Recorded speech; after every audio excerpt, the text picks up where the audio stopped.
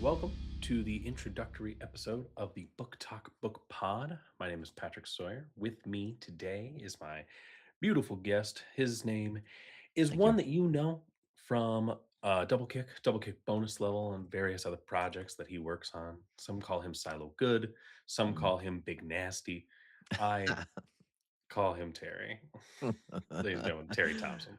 What's going on, everybody? We're multi-dimensional, Pat, from double kick to book talk. You're a multifaceted man, and I'm excited to join you along in this new journey of yours. I appreciate that, Terry. I was excited to kind of branch out and try something a little different. We talked about this year during like double kick and bonus level how we're trying to expand the universe here. So Shots Mhm. gets his what's plays going, and I figure I talk about books a lot on the gaming pod, and maybe this is a little venture outside of that, specific to my love of books. Yeah, you're Justin Timberlaking us, so you're branching out and doing your own thing, more successful, and just leaving us in the dust. It's cool, or it's whatever, it's fine, but Has there ever been a time where that backfired completely on somebody? I feel like maybe I feel like Zayn from One Direction maybe didn't get as big of a stardom as he was expecting when he left. Sure, Like, I sure. think he still, like, had some, like, popular hits, but it wasn't like Justin Timberlake or Beyonce level of thing. Mhm, Like, that's more mhm. so, like, probably Harry Styles out of the group. Okay, so we're saying, the spectrum goes from, Zayn to Beyoncé. Zayn to Beyonce, yeah, I think I think that's fair. I think that's fair. We'll yeah. see where I end up on the spectrum, you know? No, but this is cool though, man. As we were talking before on other podcasts, you out of like all of us are the most like literature bound. Like you're so well read, and you're just like you knock out books like I knock out like indie games. Like you're just like at a rapid pace. So it's cool to have this little home for that. And while I may not be the most well read, and this is like a fun like first episode and Mhm. getting like a non-reader's perspective. I'm sure like other guests will have more input and all that. So For sure, but don't devalue your true. experience, because True. this is the first episode. You're getting back into reading. What a perfect time for an introduction. What a That's so true. perfect time. That's So so let's true.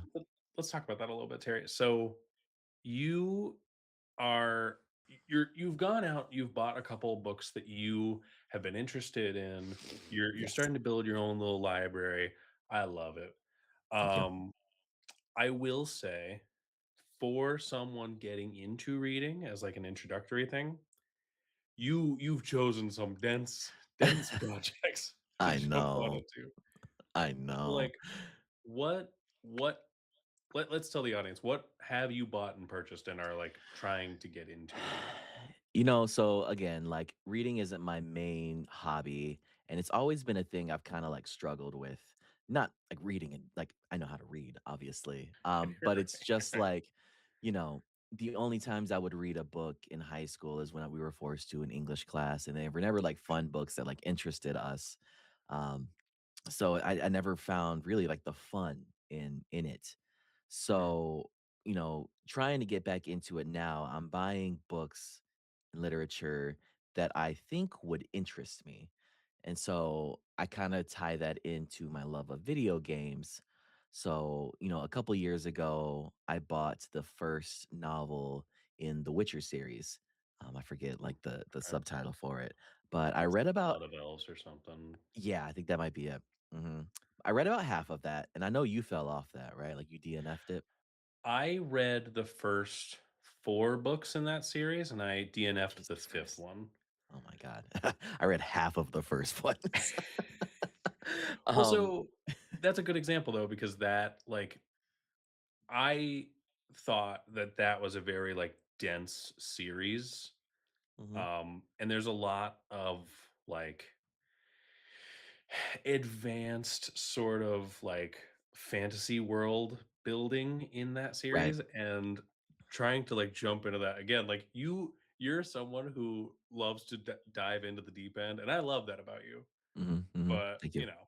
I can understand why that comes off as a little intimidating when you're trying to get back into this hobby. Sure, sure. I always take the weirdest like way to get somewhere. You know, like there's always like the straight path, and there's even like side paths. But like I'll find a way, and I think it's like the undiagnosed ADHD, which I'm pretty sure is there. I just need to go to a doctor. But it's like I'll like jump over here, then I'll like come back a little bit. Then sometimes I go a little forward. So it's like I always take a weird way to get there. But yeah, so I started with The Witcher because I'm like, oh, I love The Witcher 3. Maybe I'll Sure. understand a lot of like the proper nouns and like terms and big Mm, fantasy, like all that. So I did. There was a lot in it that I think the game attributed a lot of knowledge to that. And I only read half of it because I think I fell off just because my attention span went to other things. But so that was the first one. I bought the entire Game of Thrones series because I love Game of okay. Thrones, and it was like the special edition paperbacks that came out a couple years ago, and they look really cool. Oh, yeah, You yeah, know, yeah. I'm saying it, and the aesthetics. I'm a sucker for aesthetics. Uh, Sure, so sure. that I got the entire Lord of the Rings trilogy plus The Hobbit.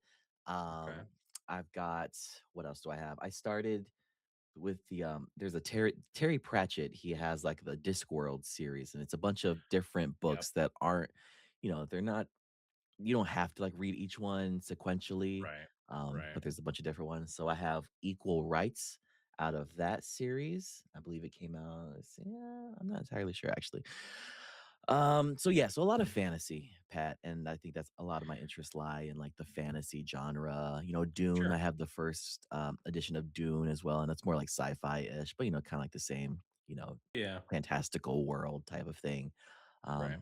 And I think that's my favorite kind of like genre. So I buy a lot of these with the hopes that like maybe one day when like my brain Mm. calms down and things calm down, I'll be able to sit down and like dive into a book and just like really immerse myself. And I believe that day will come one day. So One day. one day Right.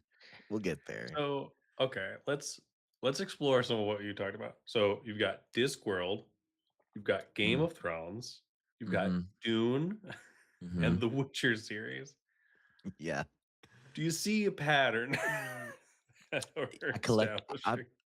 I collect books like I just buy Steam games, man. I'm just like constantly a new one, a new one, a new one, it's the ADHD, man. I Oh, gotta oh, I'm not shaming you based on amount of book, buddy. I have a board. You can't see it in the shot, but I am working on getting up to 500 books purchased in my house, jeez. because 1,000 books is officially like a library, like an Oh, actual library. So I'm trying to get to a half library, huh. um, and I'm currently sitting at 452. That's Just like crazy. we're Is getting what there. is 1,000 like that's like official thing? Like that's an actual library? I have heard that that is, like, the definitional, like, library number, Hmm. and it I've seen it on Book Talk where people will go through and count their stuff, and they're like, "Oh my god, I have a library," and I'm like, "How do you not know? How do you not know you have 1,000 books?" I don't have 500, and I'm like, "I have so many books. This is Right. crazy." Yeah, no, that's wild. That's insane. My Now one friend, super tangent, so sorry. My one friend, with the friend, she passed away last year, but she was huge, a giant book collector. And I was talking with my other friend. They were like, going through a house and like figuring out what they were doing with things. And he said that they found a secret door, like out of the movies, Pat. Like a secret door okay. that was like just covered, like there was stuff in front of it. So it was like piled high. So they removed all the stuff, opened up the secret door to a secret room, and it was just a room like piled high, books everywhere, just like Oh, in the entire room. I'm like, man, yeah, that's somebody's like treasure trove right there. for sure, for sure. That's the book cave, and that's Mhm. ultimately, that's every book reader's dream, you know what I mean? But, like, going back, I don't wanna I'm not saying your collecting books is, like, a problem. It's absolutely not. You're you're a man of the classics. You want to immerse yourself in these giant scale fantasy worlds. My only thing is, like, that's a lot. It's a lot to, like, bite into when you're trying to start a sandwich, you know what I mean? Sure, Like, sure. I, In So general, it's a good one. thank you, thank you. I think that like if you're trying to get into like especially fantasy and all that, like George R. R. Martin is a crazy place to start. So Mhm, like I haven't even read the Game of Thrones series. I have it, but I'll get there eventually. mhm, Um, mhm, I do think that if you're trying to get into reading, and this goes for anybody listening in the audience who wants to try and start this hobby as new, my biggest recommendation would be start small. You know, I kind of lost my connection to reading after I was in I want to say college, but honestly, it was like closer to like high school. Like mhm, I read what I had to during college, but like it didn't have the same like grip on me that it used to. It was 2024, like around my birthday, 2024, that I was like, man, I haven't read anything in a while. Like it's been a mhm. minute. So the first thing I read was like a continuation of a series that I had read back in the day. And it was like a young adult fantasy series that I was like, okay, like let me see where this is at now, try and get back into it. And like that I crushed it. And I just kind of kept going from there, building on like kind of getting attuned back to your like reading level. You know what I Yeah. mean? Mhm, Um, but so like now, like I've told you, like I'm reading The Cosmere by Brandon Sanderson right now. And mhm, like Terry, I've finished the initial trilogy that you have to get into. I just finished one of the side books. mhm. So I'm already 4 books deep into the year, you Insane, know what I bro, mean? And insane. it's That's awesome. but like there there there's this big feeling of accomplishment when you like finish a book or like a trilogy or something like that. Sure. And I think when you're trying to get into reading, like you want that sense of accomplishment, but you pick up this book that's like maybe 700, 800 pages and you go, oh boy, this is a thick boy. Mhm. How do I like devour this? Um and those like introductory books that I read, like, yeah, they were like 500 pages ish, Sure. but like because they were still like young adult, like the reading level was lower. Mhm. And So I it's think that kinda, like, really helped me like easier to ease chew back through, into right? it. Yeah, yeah, yeah. Gotcha. Gotcha. So for you, I would say like, are there any books from like middle school or high school that like really stand out to you now as like some of your favorites? You know, again, like, what am I gonna say? The Heart of Darkness when we had to read it for Miss Paris in English class. No, like, again, Oh my like, god. I wasn't a huge reader, so, like, there was a book when I was in the 6th grade, and for some reason, like, we were living in Detroit at the time, and I really didn't have much else to do. I don't know, I don't think I had, like, any video games on me at the time. We were going through it. So, like, there's a book that I Mhm. had, and it was called The Fire Within, and I think it was like a Okay. young adult, maybe even like a younger reading level at that. Because again, I was in 6th grade. But that's one of those Mhm. books that, like, I cherish, is like, that really helped me through, like, a hard time. But going back and Okay. reading it now, it's probably, like, so, like, elementary. But, during high school, like, I tried getting into, like, what I thought was, like, hard reading at the time, which really amounted to, I read some of the Harry Potter books. Okay. Before J.K. Rowling, before we knew, she was a turf. Before she became a piece of garbage, right? Yeah, before she was the worst person in the world. But, like you were saying, Pat, like, I read the first 3, so, Sorcerer's Stone, Chamber of Secrets, Prisoner of Azkaban, and I think it was, like, those were Mhm. easy reading. I watched the movies so I could, like, Yeah. follow along in my head. But then I got to Goblet of Mhm. Fire, and that was, like, the first, like, "Whoa, that That's where it just starts to get tripled thick. ins." Yeah, Yeah, yeah. and I'm like, "This is insane." And I don't think I ever finished it. I think that's where I stopped. That's fair. But yeah, That's no. fair. Yeah, it's hard to think of a series back then that, like, really connected with me, because I was again, like I said, I was just reading, like, what I had to read at the time. Um Yeah. But, yeah, yeah.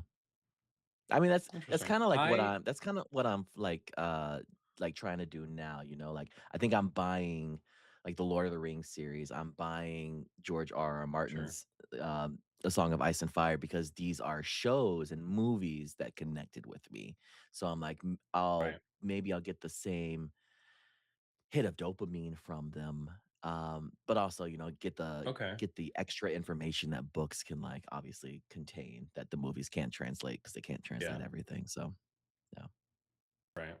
Okay. That makes sense. That makes sense. I think so. Normally, I would recommend like trying to get back into like some of those things that you've already read. If you feel like maybe that would be too low a starting point, I do have a couple recommendations here for you, Terry. Okay, I love Rex, I love So Rex, let's do it. we'll go through them. We'll go through them. You know this one. I am a big fan of um, this book. I had you rebind it for me not too long ago, but I Oh, have yeah, yeah. several different copies of it. This is The Outsiders by S.E. Mhm, Hinton. This is of all time one of my favorite books. Fun fact, Terry, I was a good kid. You know what I mean? I did the right thing more often than not when I was a young mhm, lad. sure. Um, I stole this book from middle school. I What a straight up stole bad it. kid. I stole like 3 of them. Wait, can I see that Like, cover? Yeah, that is the cover we had to read in middle school. I had to read that this is for, it. what's her name's class? I forget, but yeah, I think that was the same book Yeah. I read. Mhm. I so there was this cover, and then there was the older cover that was, like, more I think it was, like, maroon and stuff. That one is another one I stole, but, that's the one that, like, the cover completely fell off of it, and I had you rebind Mhm, for me. mhm. This book it's one of the classics. I see it come up on TikTok a lot now as people, like, kind of rediscovering it. Um, Terry, it's 180 pages, It's not which bad. in like the grand scheme is not too bad. Mhm. It's got let's see, it's got 12 chapters. So Okay. like very digestible, I would think. Are there any And then this knights is or actually dragons? there are not. So this is story of a young pony boy who is in this like uh 1950s world where he's just trying to honestly find himself. It's a coming of age story. He's like a greaser, and then there are like the socias, which is like the like preps. And they kind of like get into gang fights, and like he's trying to like find his place in the world, like in the world of like this like class setup that he has. But like he goes on these adventures with his friends, and he's trying to stay like a good person in this like harsh world that he's living in.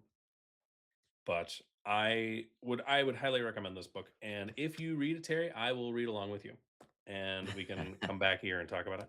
And that goes true for any of the books I'm going to recommend to you. So that's The Outsiders. Okay. The second one is another one of middle school slash no, this is probably middle school. This is The Giver by Classic. Lois Lowry. I don't know if you remember this one, Terry, but this is another like, you know, kind of dystopian world. This is more like fantasy genre where Mhm. like it's about this kid Jonas where he has to like he gets sorted into this like career that he is like I don't know anything about this. Like what is this?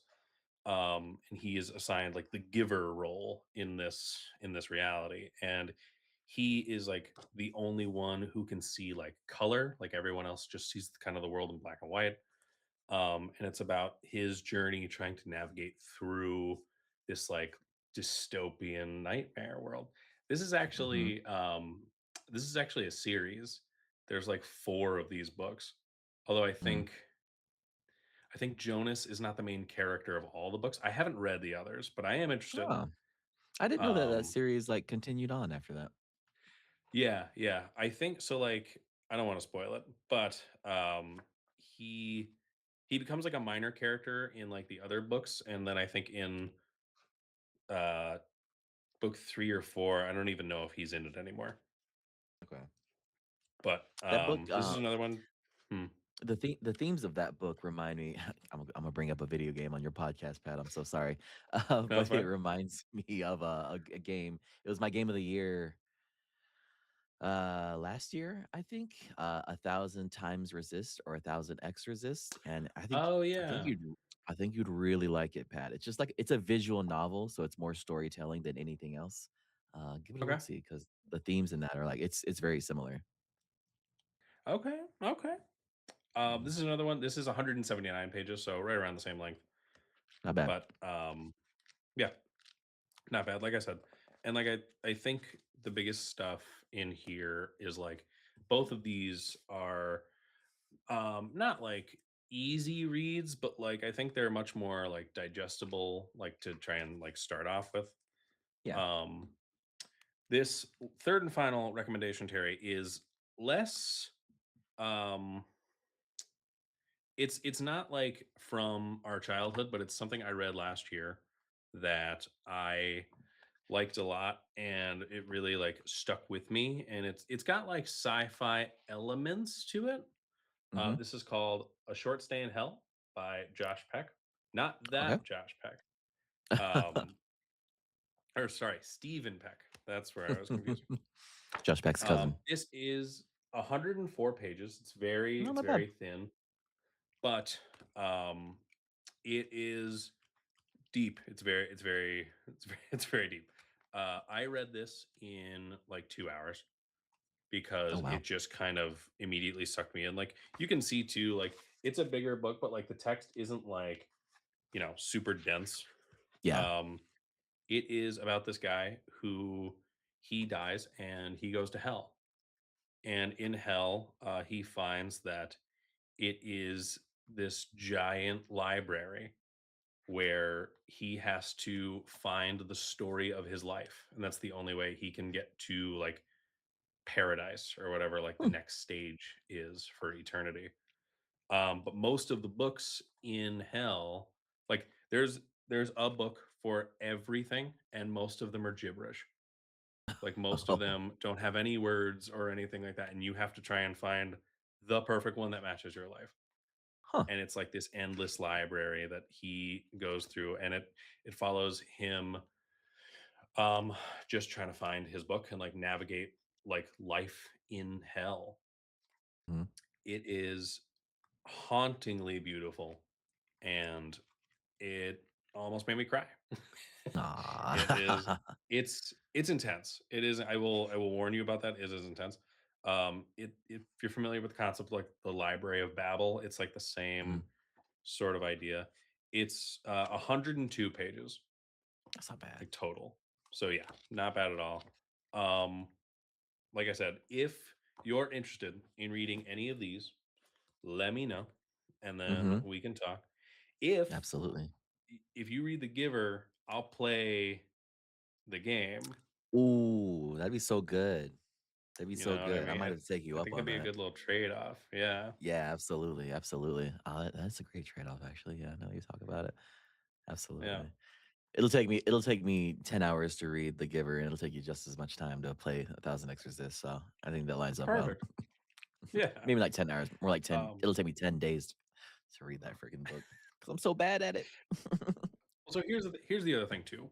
Um, Beyond, like, starting with more digestible books, if it's the act of physically holding a book in your hands and, like, paying attention to it, the other wonderful resource that we have at our disposal in the modern age here, Terry, is audiobooks. True, And true. I will tell you this, most of the books that I read now, even today, I am physically reading and listening to the audiobook at the same time. Wow, I you're I just go like full immersion. you're double fisting. I'm double fisting it because I have to kind of lock myself in if I'm paying attention to something. I also, like, my drive to work. is a little over half an hour, and so, like, that's another good time where I can just have the audiobook on, that's what I'm listening to, and that has helped me, like, read as many books as I have this year. Mm, And here's the thing about audiobooks though too, that, like, I didn't account for. Um, you can be bored by an audiobook. Like, it can uh, so easily happen if no offense to, like, audiobook narrators out there, but, like, if the narrator isn't as engaging, or sometimes, like, a book is just so dense that, like, even trying to, like, listen to it, like, that's what I ended up doing with the Witcher series. mhm. I was, like, physically reading them at first, and then I was like, "Okay, let me put the audiobook on because I'm, like, losing myself here, and I feel like I'm not at actively paying attention as much." And it ended up being, like, this older narrator, just kind of, like, super, like, droll and monotonous, and, like, even I you might think I'm a freak for this. I listen to audiobooks at, like, double speed, same with, like, podcasts and anything like that, He's a freak. but like, when I'm physically reading it, that's about the pace that I read at. Okay. Because these audiobook narrators, they're, like, slowing down and, like, purposefully, like, enunciating everything to try and get all that they can out of it, Mhm. and I'm like, "Yeah, I can read this faster, let's read this faster." Yeah, that makes The sense. only the only downside to it is, like, there are times where if you have, like, a really good audiobook narrator, then, like, they try and put, like, emotion and things like that into, like, their pauses and, like, their cadence, and sometimes you can miss that sort of thing, but you Mhm. can fine tune it to, like, where, like, most audiobook apps have, like, a control speed setting where, like, you can adjust the speed at which you listen to them. So, I've gone down to, like, 1.5 if I thought, like, "Okay, this narrator's putting a lot into this. Let me try and capture some of that emotion from them." So 1.5 is like your casual, relaxed listening. Yeah. Yeah. That's insane. I've tried to do that with podcasts, Pat. I've, like, tried to do the max I Mhm. went was 1.5, and even that still, I was like, "I can't pay attention." Like, the words are just, like, traveling in one ear and out the other and making it's just went it was too much. This is too much, so See, that's that's so funny because, crazy. like, I listen to double kick and bonus level at 2 times speed, and it's so funny because, like, I'll listen to it, and I'm like, if I listen to it at 1 time speed, I swear to God, Terry, it sounds like we've been drinking all night. And I'm like, It's "I'm just here for this insane. conversation." Like, I Oh my know that, god. like, this is normal conversation speed, but, like, my brain is just like, "This is too slow. Speed up processing." Sure, And well, I'm like, it "We must be we have like to go." y you must just be able to, like, process, like, auditory, like, information faster than I do. Like, were you, like when we were in school and you were, like, learning Mhm. lessons, like, do you feel like you were more like an auditory, like, you could hear it and, like, process it better? Or I had this experience where, like, if I were to listen to a teacher explain something, then it was like I had it locked in. okay, Like, if but that was the other thing too, like, the teacher themselves had to be, like, an engaging individual, sure. where, like, there were some teachers who, like, I was like, "Oh, they don't care about this material, so I don't care what they're saying." So I don't care. Right. That Right. makes sense. So, Yeah, like, I remember I had shout out Mr. Scott Lesky for, Law and Citizen my senior year, the GOAT. and I was gonna say, he's one of my favorite teachers ever because Mhm, he loved the material he was teaching. It was, like, the first, like, governance class that I had ever taken, and it was, like, really eye-opening to learn from him because he had such, like, a deep, like, fervor for the material, and mhm, I remember on the final exam, you remember how we took finals, they did it in, like, block scheduling where, like, you had 2 finals, like, for the day, and that was all you mm, did. And you had, like, a morning final, you had, like, a 2-hour lunch, and then afternoon final. mhm, Well, he was my morning final for my senior year on, like, a Tuesday or whatever, and I had my other history class because I had 2 history classes as senior year, and, Crazy.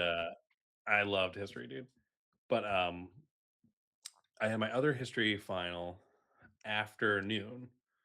So I remember taking his, I felt really good about it. And then I left. We went to lunch. I came back. I did the other final for history.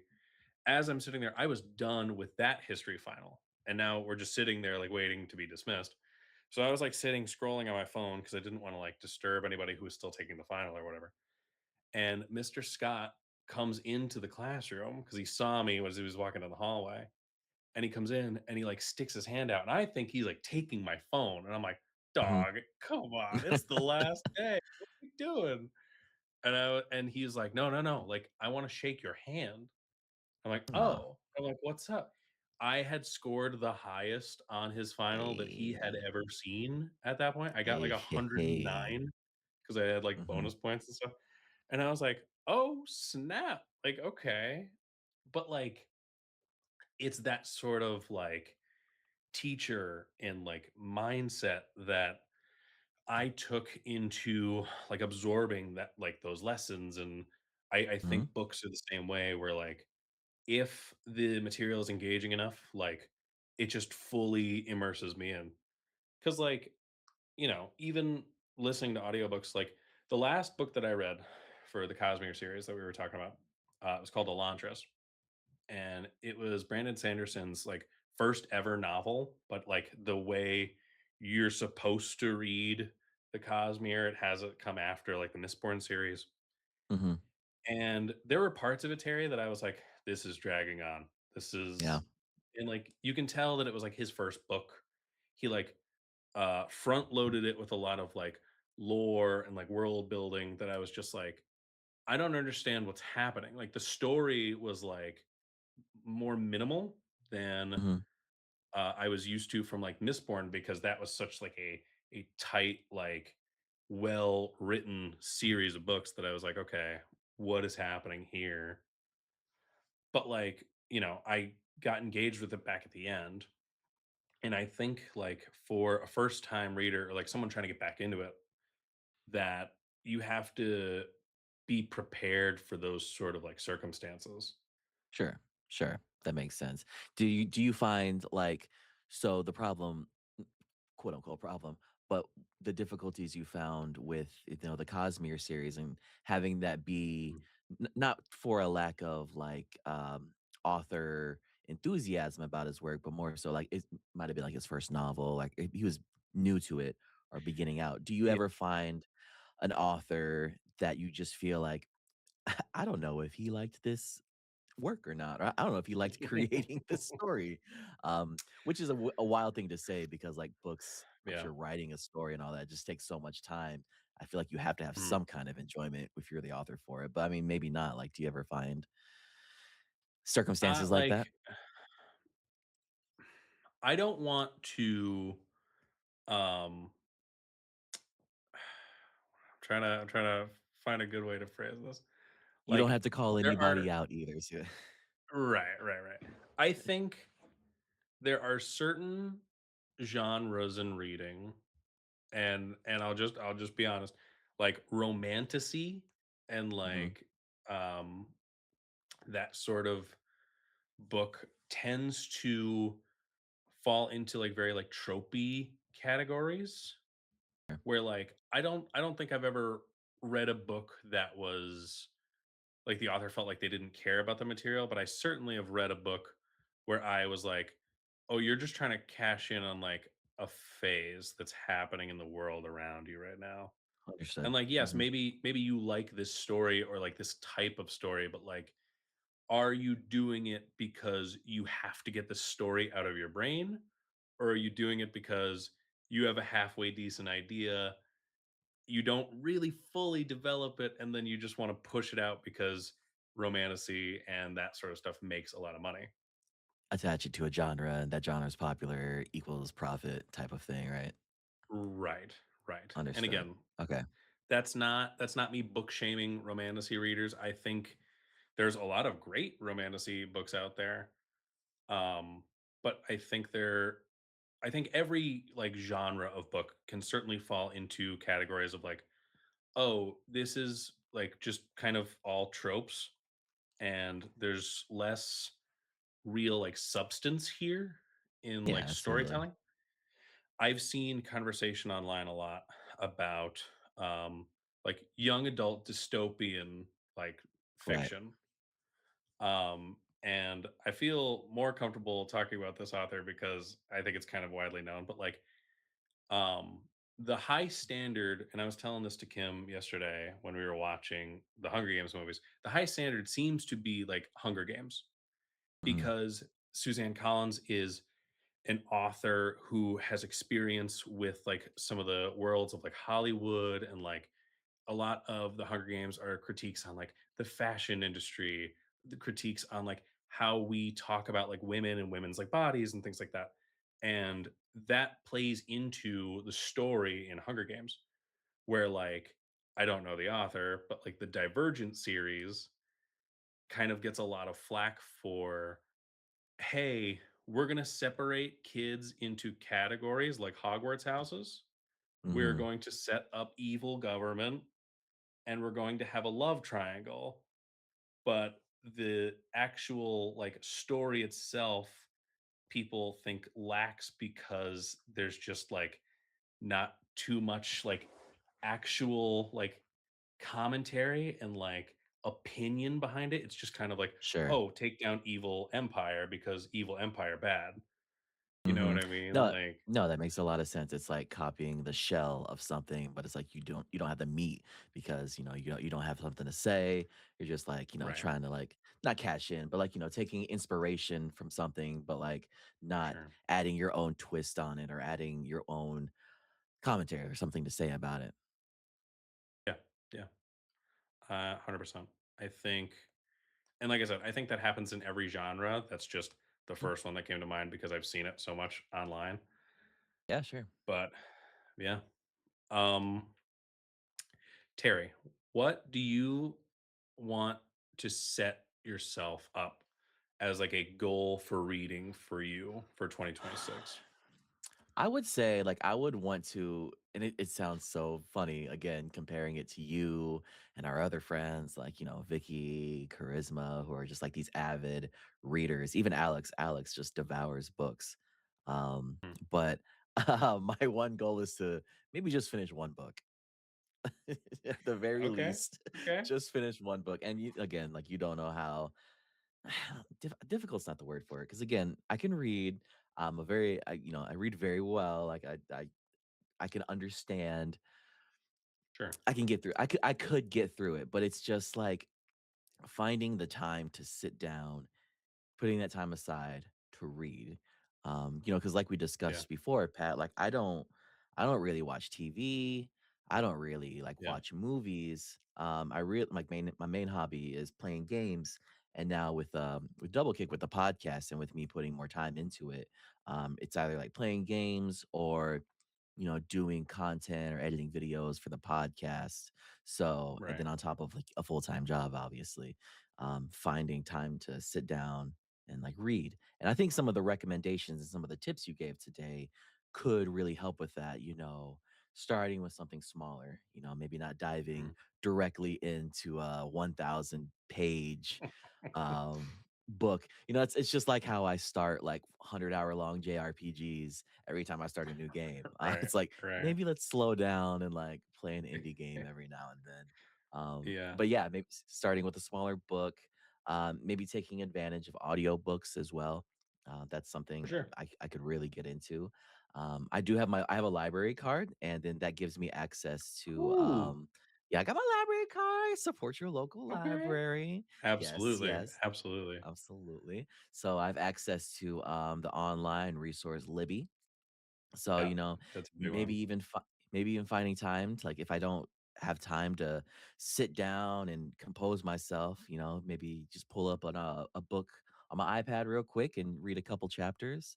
Just finding the Sure. time, I guess, Pat, and that can Yeah. be that can go for a lot of things in our busy, busy lives, but just sitting down and Mhm. finding the time to read at least one book would be nice. No, I totally get that.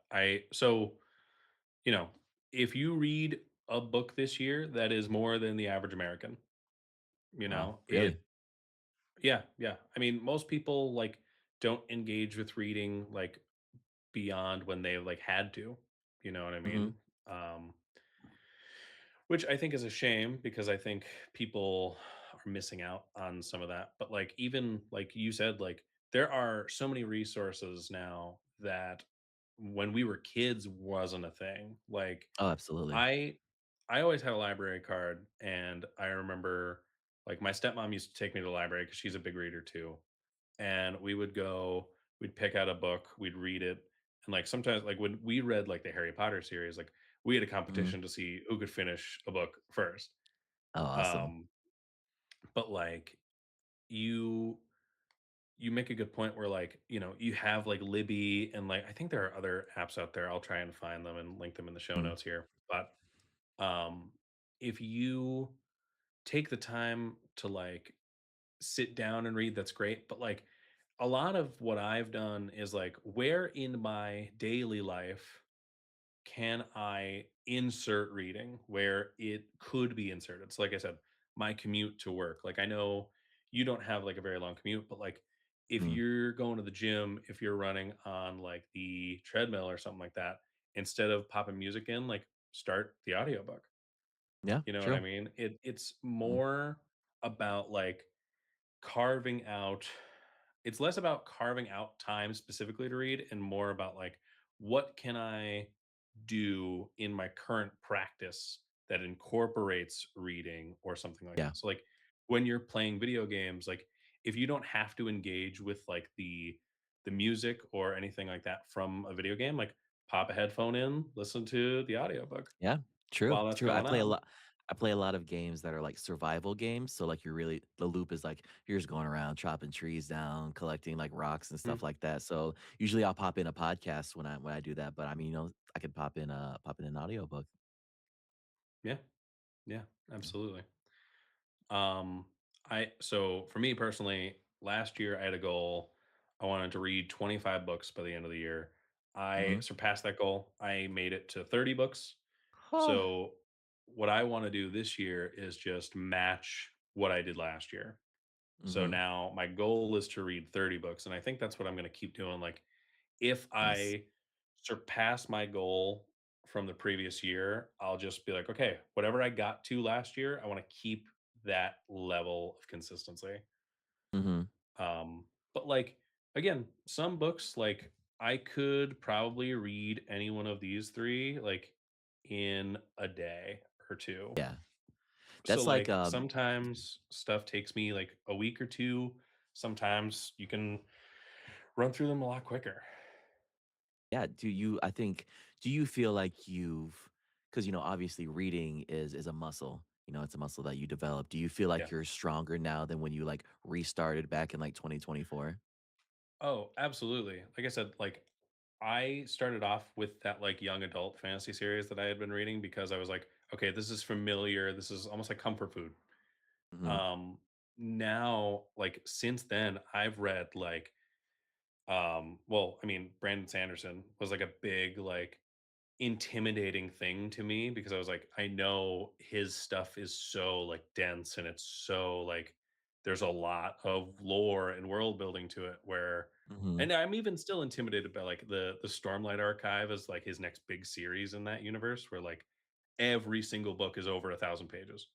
Mhm. Like that intimidates me now. But like Sure. I've read like Stephen King, and that used to like be intimidating to me, but now like I like a lot of King's books. I've read some of like the smaller ones, but like I read the 11/22/63, which is the he's a guy who can go back in time and he's trying to stop the JFK assassination.